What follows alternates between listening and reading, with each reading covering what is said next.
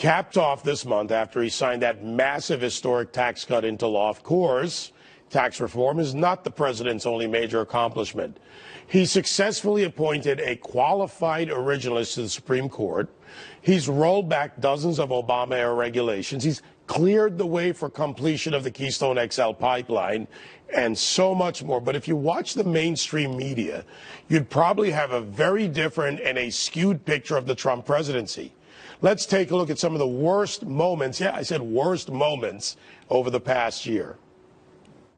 I have a whole lot to say about this president's increasing erratic behavior over the past week or so. We have an Archie Bunker-in-chief who is disrespecting American Indians and making classless jokes from the podium. Is this president trying to impersonate Hugo Chavez, Recep Tayyip Erdogan, Vladimir Putin? Apparently, the president gets 2 scoops. You know, everyone else around the table gets 1, and no word if there were sprinkles.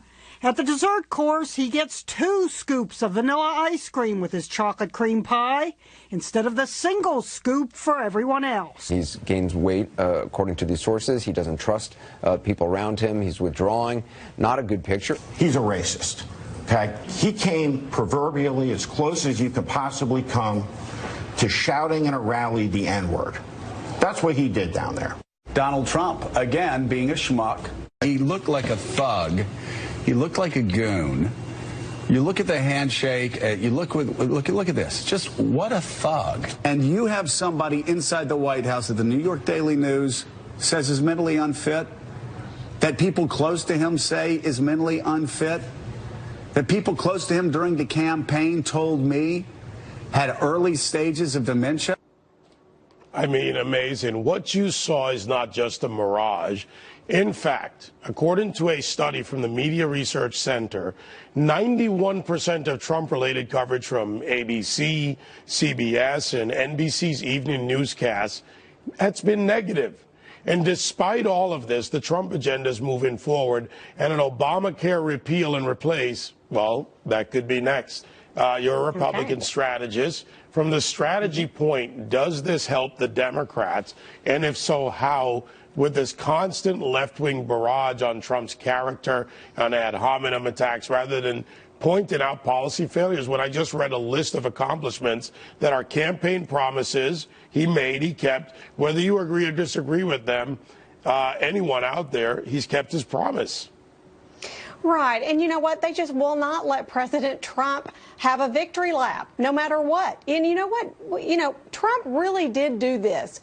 What he said is what he fulfilled. He fulfilled promises, unlike what President Obama did, which is he got health care through, but it was riddled with low enrollment. You couldn't keep your own doctor. And then now the premium increase is what we're dealing with.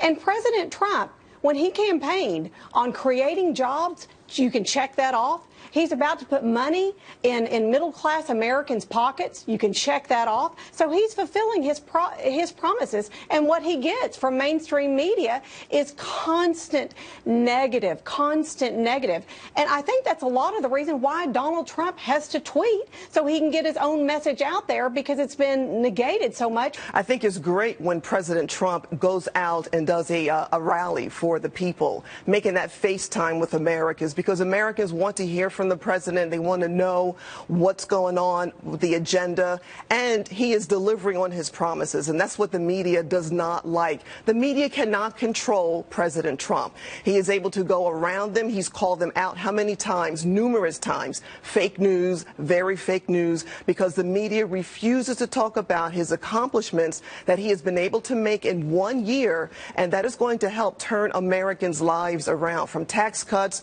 lower regulations. These are the issues, the policies that he ran on, that he talked about, and how it's going to be America first and the forgotten men and women. That's what he's putting first.